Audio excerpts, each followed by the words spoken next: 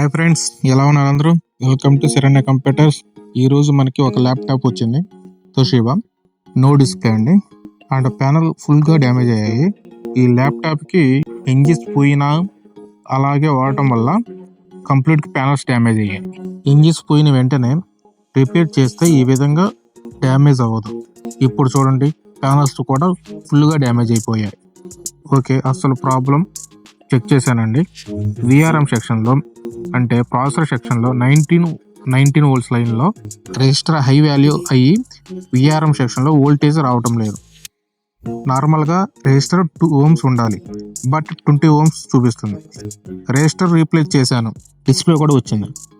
చూడండి, మీరు కూడా ఇంజిన్స్ ఏదైనా ప్రాబ్లం ఉంటే మీ దగ్గరలో ఉన్న సర్వీస్ సెంటర్కు వెళ్ళి రిపేర్ చేయించుకోండి. లేకపోతే ఈ విధంగా ప్యానల్స్ పూర్తిగా డ్యామేజ్ అవుతాయి. కస్టమర్ ప్యానల్ అవసరం లేదు, డిస్ప్లే వస్తే చాలు అన్నారు. ఓకే అని ఫిట్ చేసి ఇచ్చేసాను. ఫ్రెండ్స్, మీరు కూడా మీ ల్యాప్టాప్ కానీ డెస్క్టాప్ కానీ ఏదైనా ప్రాబ్లం ఉంటే మన శరణ్య కంప్యూటర్ తీసుకురండి. చాలా తక్కువ ప్రైస్లో రిపేర్ చేస్తున్నాం.